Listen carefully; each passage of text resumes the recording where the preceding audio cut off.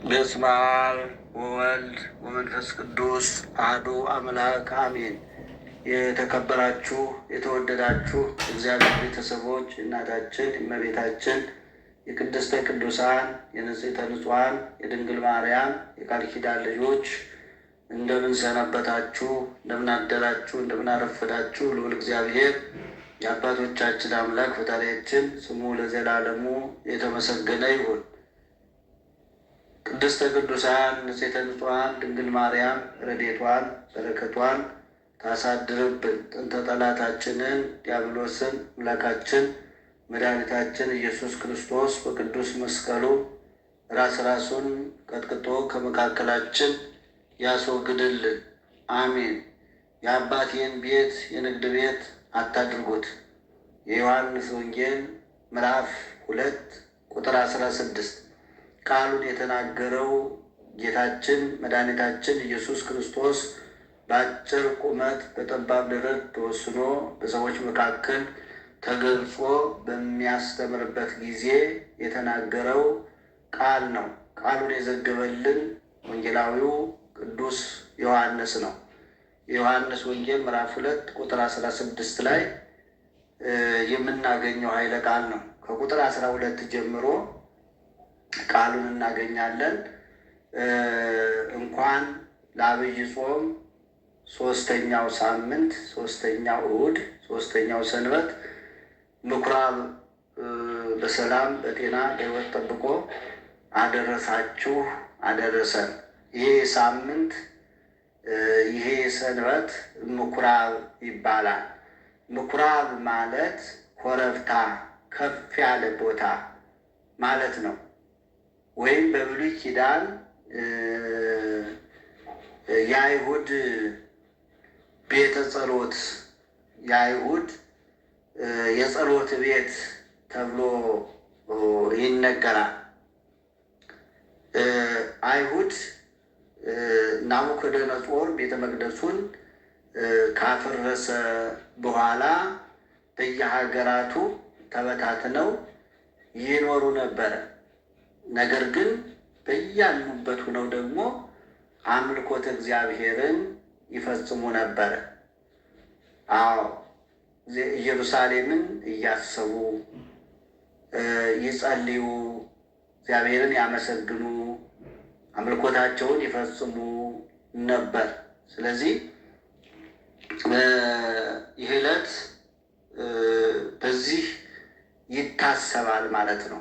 ጌታችን መድኃኒታችን ኢየሱስ ክርስቶስ ከእናቱ ከቅድስት ድንግል ማርያም ጋር ከደቀ መዛሙርቱ ጋር ወደ ኢየሩሳሌም እንደመጣ ቅዱስ ዮሐንስ ይጽፍልናል። ከእናቱና ከወንድሞቹ ከደቀ መዛሙርቱም ጋር ወደ ቅፍርናሆም ወረደ ይላል። ወደ ቅፍርናሆም ወረደ። እንግዲህ ከወንድሞቹ የጌታችን ወንድሞች የተባሉት የዮሴፍ ልጆች እንደሆኑ ይነገራል። መጽሐፍ ቅዱስ ይናገራል። የማቴዎስ ወንጌል ምዕራፍ 13 ቁጥር 55 ጌታችን ኢየሱስ ክርስቶስ በዮሴፍ ቤት ከዮሴፍ ልጆች ጋር እየተጫወተ ስላደገ ወንድሞቹ ተብለው ተጠርተዋል ማለት ነው። ደቀ መዛሙርቱ ብሏል። እንደገና ደግሞ ወንድሞቹ የሚባሉት የዮሴፍ ልጆች ናቸው። ለምን? ጌታችን መድኃኒታችን ኢየሱስ ክርስቶስ ከመወለዱ ከመጸነሱ በፊት እመቤታችን ወደ ዮሴፍ ቤት ሄዳለች። አረጋዊ ዮሴፍ እግዚአብሔርን እንዲያገለግል እመቤታችን እንዲያገለግል የታደለ የተመረጠ ሽማግሌ፣ በእርግናው እግዚአብሔርን እንዲያገለግል የተመረጠ ሰው ነበር። ነገር ግን እመቤታችን ወደ ቤቱ በሄደች ጊዜ የሙት ልጆች ነበር ይዞ የነበረው። በመጽሐፍ ቅዱስ ስማቸው ያልተጻፈ 3 ሴት ልጆች፣ በመጽሐፍ ቅዱስ ስማቸው የተጻፈ 4 ወንድ ልጆች፣ 7 ልጆች የሙት ልጆች ይዞ ነበረ። እነዚህን እመቤታችን እንዳሳደገች መጽሐፍ ቅዱስ ይነግረናል። እዚሁ ማቴዎስ ወንጌል ምዕራፍ 13 ቁጥር 55 ጀምሮ ያለው ይነግረናል። ስለዚህ ወንድሞቹ የተባሉት እነዚህ ናቸው ማለት ነው። ሌላው ጌታችን መድኃኒታችን ኢየሱስ ክርስቶስ ወደ ኢየሩሳሌም ሲሄድ ሻጮች፣ ለዋጮች ከምኩራብ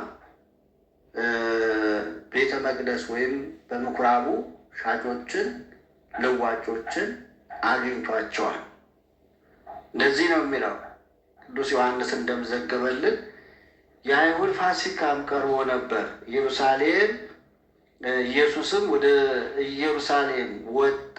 በመቅደስም በሬዎችንና በጎችን ርግቦችንም የሚሸጡትን ገንዘብ ለዋጮችንም ተቀምጠው አገኘ ይላል። የገመድም ጅራፍ አብጅቶ ሁሉን በጎቹንም በሬዎቹንም ከመቅደስ አወጣቸው። የለዋጮችንም ገንዘብ አፈሰሰ፣ ገበታዎቻቸውንም ገለበጠ። ርግብ ሻጮችንም ይህን ከዚህ ውሰዱ፣ የአባቴን ቤት የንግድ ቤት አታድርጉት አላቸው ይላል። ስለ ቃሉ የአምላካችን ስም የተመሰገነ ይሁን። እንግዲህ መጽሐፍ ቅዱስ የአይሁድ ፋሲካ ለማክበር ነበር። እንግዲህ ጌታችን መድኃኒታችን ኢየሱስ ክርስቶስ ከእናቱ ከቅድስት ድንግል ማርያም ጋር ከደቀ መዛሙርቱ ጋር እንዲሁም ወንድሞቹ የሚላቸው የዮሴፍ ልጆች እነዚህ ሁሉ የአይሁድ ፋሲካን ለማክበር በዓል ለማክበር ነበር ወደ ኢየሩሳሌም የሄዱት እና ነገር ግን ቤተ መቅደሱ ሻጮች፣ ለዋጮች፣ ነጋዴዎች ሲሸቅጡ ሲነግዱ አገኛቸው። ሲያገኛቸው ግን እንደፈለጉት ያድርጉ አላላቸውም፣ ዝም አላላቸውም። ይገደዋልና ቤተ መቅደሱ ያሳዝነዋልና ቤተ መቅደሱ። ስለዚህ ምንድን ነው ያላቸው? ከቤተ መቅደሱ አወጣቸው፣ አባረራቸው። ለዋጮችንም ገንዘብ አፈሰሰባቸው፣ ገበታዎቻቸውንም ገለበጠባቸው ነው የሚለው። ወደ ምስጢሩ በኋላ እንመጣለን። እንግዲህ የእግዚአብሔር ልጆች የአይሁድ ፋሲካ መቼ እንደተጀመረ እናያለን በመጽሐፍ ቅዱስ። ምክንያቱም ቅዱስ ያሬድ በመጽሐፍ በቤተ ክርስቲያናችን ትልቁ በቤተ ክርስቲያናችን የዜማ ደራሲ ወቅቱን ጠብቀው ከወቅቱ ጋር የሚገናኙ ድርሰቶችን የደረሰው ቅዱስ ያሬድ ፋሲካ ብሂል ማዕዶት ብሏል።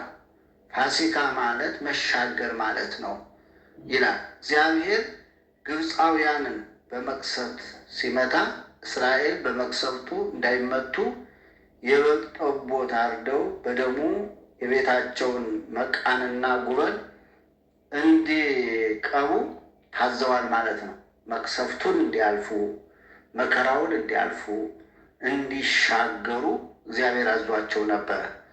በጉም የእግዚአብሔር ፋሲካ ተባለ። ያረዱበት ቀንም ፋሲካ ተብሏል። መቅሰፍቱ የበግ ደም የተቀባውን የእስራኤልን ቤት እያለፈ ግብፃውያንን ስለመታ ያ ዕለት ፋሲካ ተብሏል ማለት ነው። ፋሲካ ማለት ማለፍ፣ መሻገር ማለት ነው። ስለሆነም የእስራኤል ልጆች በየዓመቱ በግ አርደው በመጀመሪያው ወር በ14ተኛው ቀን የፋሲካን በዓል ያከብራሉ ማለት ነው። ኦሪት ዘጸአት ምዕራፍ 12 ከቁጥር 1 ጀምሮ የምናገኘው የምናነበው ቃል ነው። ስለዚህ እስከ ቁጥር 33 ድረስ መድኃኒታችን ኢየሱስ ክርስቶስም ወንጌልን እየሰበከ ሳለ የአይሁድን ፋሲካ 4 ጊዜ አክብሯል ማለት ነው። ቅዱስ ዮሐንስ ወንጌላዊው እነዚህን 4 የአይሁድ ፋሲኮች ጽፎልናል። 4ቱም እነዚህ ናቸው ማለት ነው። አንደኛው ይህ አሁን ያስቀመጠልን ነው። ሁለተኛው በዮሐንስ ወንጌል ምዕራፍ 6 ቁጥር 4 ጀምሮ እናገኛለን። ሶስተኛው በዮሐንስ ወንጌል ምዕራፍ 7 ቁጥር 2 ጀምሮ እናገኛለን። አራተኛው የዮሐንስ ወንጌል ምዕራፍ 11 ቁጥር 55 እና ምዕራፍ 12 ከቁጥር 1 ጀምሮ እናገኘዋለን ማለት ነው። ስለዚህ መሰረቱን ለማግኘት በዚህ ሁኔታ እናያለን። ኢየሩሳሌም የሰላም ከተማ ማለት ነው። ኢየሩሳሌም ማለት የሰላም ከተማ ማለት ነው። ቅዱስ ነህምያም ቅድስቲቱ ከተማ ይላታል። ነህምያ ምዕራፍ 11 ቁጥር 1 ላይ እንግዲህ የአይሁድ ዋና ቤተ መቅደስ የተሰራው በኢየሩሳሌም ነው። የአይሁድ ዋና ቤተ መቅደስ የተሰራው ሰሎሞንም የሰራው በኢየሩሳሌም እንደሆነ መጽሐፍ ቅዱሱ ይነግረናል። ሁለተኛ ዜና መዋዕል ምዕራፍ 3 ቁጥር 1 ላይ ሰሎሞን የሰራው ቤተ መቅደስ የባቢሎን ንጉሥ ናቡከደነፆር የሰራዊት አለቃ ናቡዛርዳን አቃጠለው ማለት ነው። ሁለተኛ ነገሥት ምዕራፍ 25 ቁጥር 8 እስከ 10፣ ሁለተኛ ዜና መዋዕል ምዕራፍ 36 ቁጥር 17። እንግዲህ ከባቢሎን ምርኮ በኋላ በዘሩባቤል ዘመን ቤተ መቅደሱ ሁለተኛ በኢየሩሳሌም ተሰራ ማለት ነው። ልብ በሉ፣ ወደ አሁኑ ወደ ዕለቱ ትምህርት ነው የምንመጣው። ቤተ መቅደሱ ሁለተኛ ተሰራ በማን?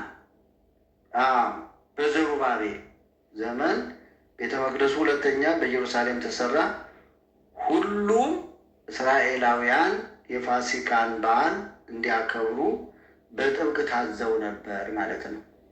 ሁሉም እስራኤላውያን የተባሉ በኢየሩሳሌም እየተገኙ በዓሉን እንዲያከብሩ ታዘው ነበር ማለት ነው። ዘዳግም ምዕራፍ 16 ቁጥር 1 እስከ 20 የአይሁድ የፋሲካ በዓል የሚከበረው በኢየሩሳሌም ስለሆነ ጌታችን ክብር ምስጋና ይግባውና ጌታችን መድኃኒታችን ወደ ኢየሩሳሌም ወጣ ማለት ነው። ጌታችን መድኃኒታችን ኢየሱስ ክርስቶስ ወደ ኢየሩሳሌም ወጥቷል ማለት ነው። ቤተ መቅደሱ መሸጫና መለወጫ እንዳይሆን መጠበቅ የነበረባቸው ካህናቱ ነበሩ። በጣም ነው የሚያሳዝነው ወገኖቼ። ይህንን መጠበቅ የነበረባቸው ካህናቱ ነበሩ፣ ዲያቆናቱ ነበሩ፣ ጳጳሳቱ ነበሩ። ግን አልጠበቁም ይላል። ጌታችን መድኃኒታችን ኢየሱስ ክርስቶስ ወደ ኢየሩሳሌም ሲሄድ ቤተ መቅደሱ መሸጫ፣ መለወጫ፣ መነገጃ ሆኖ አያቸው ይላል እና ይህንን ማስጠበቅ የነበረበት ደግሞ ማን ነበር? ካህናቱ ነበሩ ማለት ነው። ነገር ግን ካህናቱ የገበያው ተጠቃሚ ስለሆኑ ገበያ እንዲሆን ፈቅደዋል ማለት ነው። ምክንያቱም ተጠቃሚ ነበሩ። እስቲ ይህንን ጉዳይ ወገኖቼ ወደ እኛ ቤተ ክርስቲያን እስቲ እናምጣ። ዛሬ ጳጳሳቱ፣ ዛሬ መነኮሳቱ፣ ዛሬ ሰባኪያኑ፣ ዛሬ ካህናቱ፣ ዛሬ ዲያቆናቱ ቤተ መቅደሱን ያስጠብቃሉ ወይ? እየጠበቁ ነው? እነሱስ እያስጠበቁ ነው? ቤተ መቅደሱ ዛሬ መነገጃ ሆኗል እኮ፣ መሸቀጫ ሆኗል እኮ፣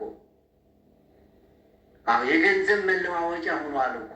ሰዎች እኮ እየተነገዱበት፣ ሰዎች እኮ በጉቦ ነው ስራ የሚቀጠሩት። ጉቦ እየከፈሉ ከፍ ያለ ገንዘብ እየከፈሉ እና ካህናቱ በዛን ጊዜ ተጠቃሚ ነበሩ። ተጠቃሚ ስለሆኑ እንዲነገድበት እንዲሸቀጥበት ፈቀዱ ይላል። ምክንያቱም አይናገሩም፣ አያስከብሩም፣ አያከብሩም፣ አያስከብሩም። ሰው ጥቅመኛ ከሆነ ወገኖቼ አያከብርም፣ አያስከብርም። ሰው ጥቅመኛ ከሆነ ይለወጣል፣ ዝም ይላል፣ አይናገርም፣ አያስከብርም። እና ስለዚህ ካህናቱ የገበያው ተጠቃሚ ስለሆኑ ገበያ እንዲሆን ፈቅደዋል ይላል። ፈቅደዋል። በጣም የሚገርም ነገር እኮ ነው። ፈቅደዋል። ዛሬ አባቶቻችን ጳጳሳቱ፣ አባቶቻችን መነኮሳቱ፣ ቆሞሳቱ፣ ሰባኪያኑ፣ ካህናቱ፣ ዲያቆናቱ ዛሬ ቤተ ክርስቲያናችን የት ላይ ነው ያለችው? ወገኖቼ የት ላይ ነው ያለችው? መስዋዕት የሚያቀርቡት ሰዎች ስለሚገዟቸው በሬዎች፣ በጎችና ርግቦች ለመሸጥ ቀርበው ነበር ይላል። ለመሸጥ ቀርበው ነበር። ገንዘብ ለዋጮች የሚለዋወጡበትን ምክንያት አንድምታ ትርጓሜያችን የቤተ ክርስቲያናችን ማለት ነው። የአንድምታ ትርጓሜ ማለት አባቶች አስተያየት የራሳቸው አስተያየት የሚያስቀምጡበት ነው። ወይም አንድም ብለው በሌላ አነጋገር እንደማለት ነው። በሌላ አነጋገር እንደማለት ነው። ስለዚህ አንድምታ ተርጓሚውን የተረጎሙ አባቶቻችን እንዲህ ብለዋል ማለት ነው።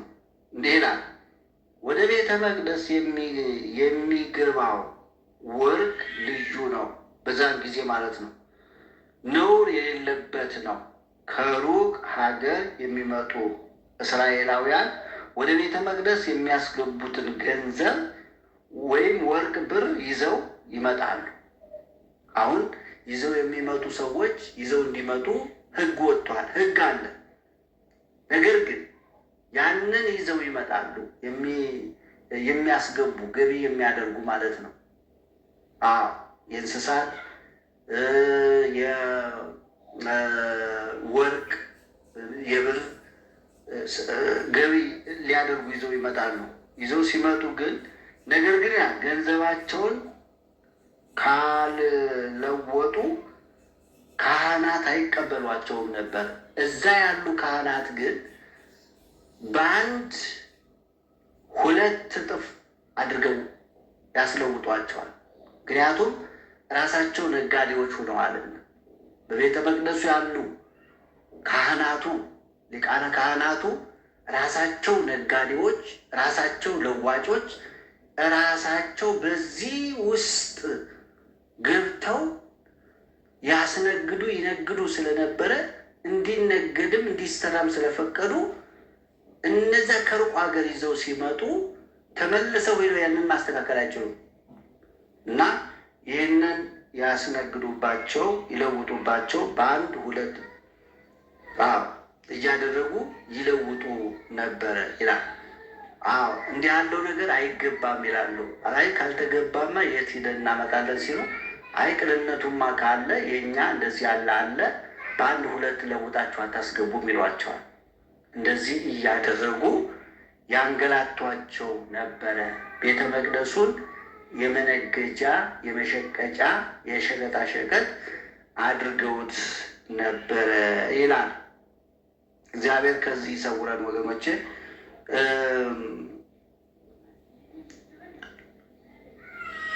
ስለዚህ የገንዘባቸውን ካልለወጡ ካህናት አይቀበሏቸውም። ስለዚህ የግድ ከገንዘብ ለዋጮች ይለውጡ ነበር። ገንዘብ ለዋጮችም ራሳቸው ካህናቱ መሆናቸውን አባቶቻችን በትርጓሜያቸው ላይ አስቀምጠውልናል ማለት ነው። የግድ ካለወጧቸው በገንዘብ ካለወጧቸው ወርቁን ብሩን ለውጡ ይላሉ። ወርቁን ብሩን ለውጡ ይሏቸዋል። እሺ እንግዲህ የት አግኝተን እንለውጣለን ሲሏቸው፣ አይ መለወጡ ፈቃደኞች ከሆናችሁ የኛው እዚህ አለ እንስሳቱ ይሏቸዋል። በአንድ እንስሳ 2 እጥፍ እያደረጉ እየለወጡ ገቢ እንዲያደርጉ ያደርጓቸው ነበር ማለት ነው። እና ጌታችን መድኃኒታችን ኢየሱስ ክርስቶስ ግን እነዚህን ስራቸውን፣ ተንኮላቸውን፣ ቤተ መቅደሱን፣ የጸሎት ቤት፣ የምህረት ቤት፣ ሰውና እግዚአብሔር የሚገናኙበት ቤት የነበረውን የገበያ ቤት፣ የሸቀጣሸቀጥ ቤት አድርገውት ስላየ ጌታችን ምን አደረገ? የገመድ ጅራፍ ከቆዳ ከጠፍር ወይም ከዛፍ ሊጥ የሚገመድ ነው። ገበሬዎች በሀገራችን እንግዲህ ገበሬዎች እንግዲህ በገመድ አደል እንግዲህ ሻጮችን የአባቴን ቤት የንግድ ቤት አታድርጉ ብሎ አባረራቸው፣ ገርፎ አባረራቸው የሚለው ይህ ማለት ምን ማለት ነው? ገመድ ገበሬዎች ሲያርሱ በሬዎችን የሚነዱበት ጅራፍ ተብሎ ይጠራል። በገጠሩ አካባቢ ጅራፍ ማለት ይህ ነው። ነገር ግን ጌታችን በጅራፍ እንስሳቱን አስወጣቸው። ምስጢሩ ግን በስልጣኑ ገበያ መፍታቱን ያሳያል ማለት ነው። ምክንያቱም በስልጣኑ ገበያውን መፍታቱ፣ ምክንያቱም ኢየሱስ ክርስቶስ ጫካ ወርዶ ገመድ ሊጥ ሲልጥ ገመድ ሲፈትል አይውልምና በስልጣኑ ሁሉን ማድረግ የሚቻለው አምላክ ስለሆነ ይህንን ያድርጓል ማለት ነው። ሌላው አሁንም አባቶቻችን ትርጓሜውን የተረጎሙልን አባቶቻችን የገመድ ጅራፍ መፍተል ወይም ማዘጋጀት አያስፈልገውም። እውነት ነው። ያስፈልገዋል? አያስፈልገውም። ጌታችን መድኃኒታችን ኢየሱስ ክርስቶስ እሱ ሁን ያለው ሁሉ ይሆናል። እሱ ሁሉን ነገር ማድረግ የሚቻለው አምላክ ነው። ስለዚህ ለእሱ አያስፈልገውም ማለት ነው። ምክንያቱም ፈጣሪ ነው፣ አምላክ ነው። ወደ እግዚአብሔር ቤተ መቅደስ ለመግባቱና የእግዚአብሔርን ቤት ገበያ አድርገውት የነበሩትን እንስሳት ለማስወጣቱ ምክንያት ያደርገው ዘንድ ነው እንጂ እንስሳቱን ከቤተ መቅደስ ማስወጣቱ እስመ ዘመነ እንስሳ ሀለፈ፣ የእንስሳት ዘመን አልፏልና እንስሳት ለእግዚአብሔር መስዋዕት ሆነው የሚቀርቡበት ዘመን አልፏል ሲል ነው። በገመድ ፈትሎ በገመድ ገርፎ እንስሳቱን አስወጣቸው፣ አባረራቸው ማለት ከዚህ በኋላ እንስሳት መስዋዕት ሆነው አይቀርቡም። ከዚህ በኋላ መስዋዕት ሁኜ የምቀርበው ቀርቤን መስዋዕት ሁኜ ራሴን ሰውቼ ተቀባይም አቅራቢም መስዋዕትም ሁኜ ዓለምን የማድነው እኔ ነኝ። የእንስሳቱ መስዋዕት የእንስሳቱ ደም አይደለም። ስለዚህ የእንስሳቱ ደምና የእንስሳቱ መስዋዕት የሚቀርብበት ዘመን አበቃ፣ አከተመ ሲል ነው ብለው አባቶቻችን ተርጉመውታል ማለት ነው። ሌላው የለዋጮችን ገንዘብ አፈሰሰ ነው የሚለው። ኢየሱስ ክርስቶስ በቤተ መቅደስ መሸጥ ስለማይገባቸው ቢያስወጣቸውም ገንዘባቸው ግን እንዲጠፋ አይፈልግም። እንዲጠፋ አይፈልግም። ምክንያቱም ኢየሱስ ክርስቶስ ወደዚህ ዓለም የመጣው የሰው ልጆችን ለማስደሰት እንጂ ለማሳዘን አይደለም። ክብር ምስጋና ይግባው። ሰውን ለማሳዘን አይደለም፣ ሰውን ለማስደሰት ነው። ኢየሱስ ክርስቶስ የመጣው የሰው ልጆችን ለማስደሰት እንጂ ለማሳዘን አይደለም። የሌላቸውን ለመስጠት ለሌላቸው ለመስጠት እንጂ ለመቀማት አይደለም። ለማጥገብ እንጂ ለማስራብ አይደለም። ሊፈርድላቸው እንጂ ሊፈርድባቸው አይደለም ወደዚህ ዓለም የመጣው። ክብር ምስጋና ይግባው። ሊፈርድልን እንጂ ሊፈርድብን አልመጣም። ሊሰጠን እንጂ ሊቀማን አልመጣም። ሊያጠግበን እንጂ ሊያስርበን አልመጣም። ሊያለብሰን እንጂ ሊያራቁተን አልመጣም። ክብር ምስጋና ይግባው። ስለዚህ ይህንን አሁንም አንድምታውን የተረጎሙልን አባቶቻችን ምን ብለውታል? በታምራት የየራሳቸውን ገንዘብ ሰጥቷቸዋል ይላሉ። አንድም ከዛፍ ላይ እንደተሰፈረ ንብ በየዕቃቸው እየተጣበቀ ተገኝቷል።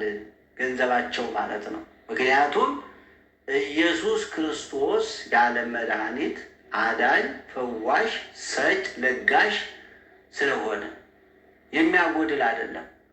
በእግዚአብሔር የሚያምን ሁሉ የሚጸልይ ሁሉ ወደ እሱ ተመልሶ ንስሐ የሚገባ ሁሉ ወገኖቼ የሚከስር አይደለም።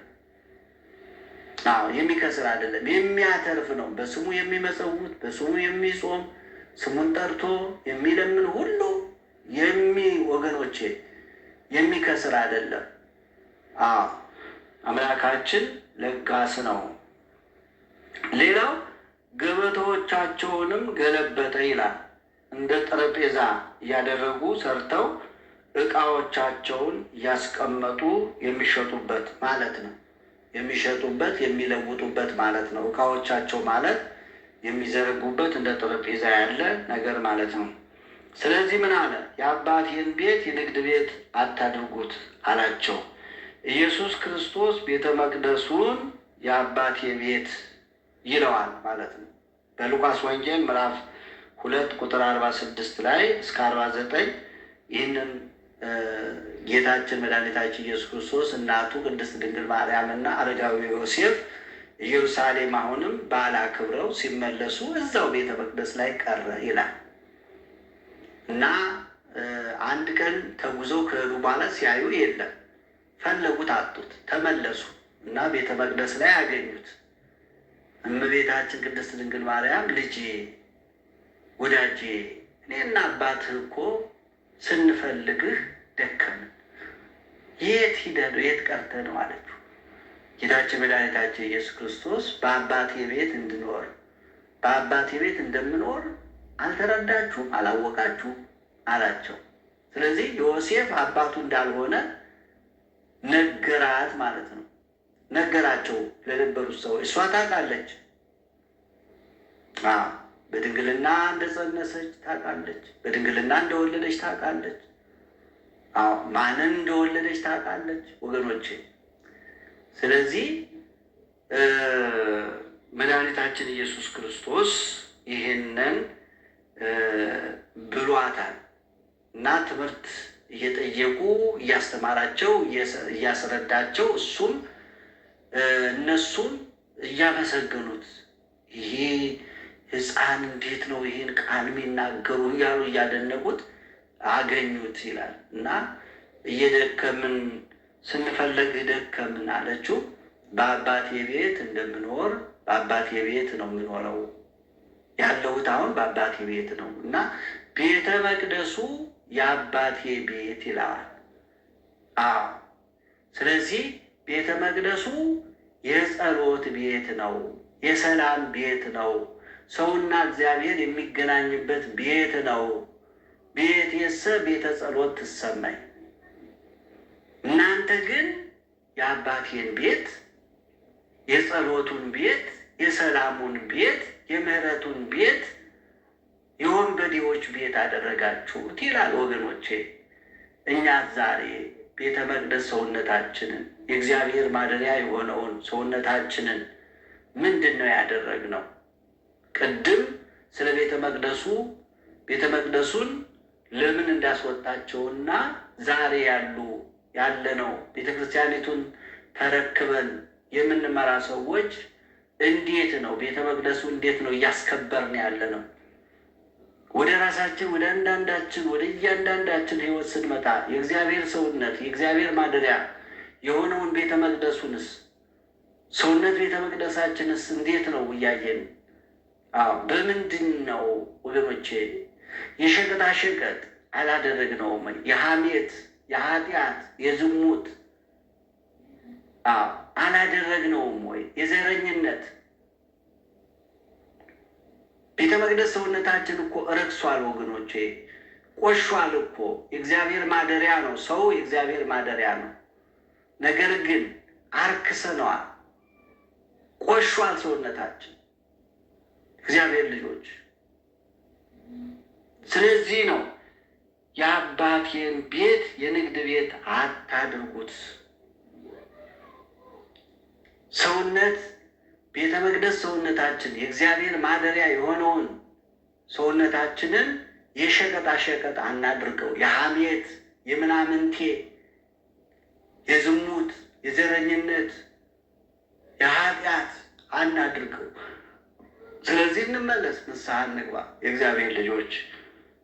እና ደቀ መዛሙርቱ ምን አሉ? ነቢየ እግዚአብሔር ቅዱስ ዳዊት የተናገረውን የቤት ቅናት ይበላኛል ተብሎ አስቀድሞ ዳዊት በመዝሙር 68 ቁጥር 9 ላይ የተናገረውን አሰቡ፣ ትዝ አላቸው። አስቀድሞ እኮ ዳዊት ነቢየ እግዚአብሔር ቅዱስ ዳዊት ስለዚህ ነገር ዛሬ ለተፈጸመው ዛሬ ለተከናወነው ለዚህ እኮ አስቀድሞ ትንቢት ተናግሯል ብለው ይሄ ትዝ አላቸው ይላል። ቤተ መቅደሱን ያጸዳበት ዕለት ነው ዛሬ። የእግዚአብሔር ልጆች አንጽሖተ ቤተ መቅደስ ይላሉ አባቶቻችን። ቤተ መቅደሱን ያነጻበት ያጸዳበት ቀን ነው እና ምክንያቱም ቤቱ እስመ ቅንዓተ ቤትከ በልዐኒ፣ የቤት ቅናት የቤት ቅናት ብሎ ዳዊት እንደተናገረው ይበላኛል፣ ያሳስበኛል ብሎ እንደተናገረው ጌታችን መድኃኒታችን ኢየሱስ ክርስቶስም ያሳስበዋል። ቤቱ አንደኛው ስርዓቱን ማስጠበቅ ነው፣ ቤተ ክርስቲያንን ስርዓቷን ማስጠበቅ ነው። ሁለተኛው የእግዚአብሔር ማደሪያ የሆነውን ቤተ መቅደስ ሰውነታችንን ማክበር ነው የእግዚአብሔር ልጆች። ስለዚህ አምላካችን ልዑል እግዚአብሔር በዓሉን ይባርክልን፣ ይቀድስልን። ከዚህ የምንማረው ይህንን ነው። እግዚአብሔር ልጆች ጾማችንን ጾመ ስርየት ጾመ ድነት ያድርግልን። ጾመን ለማበርከት ያውቃል። አሜን።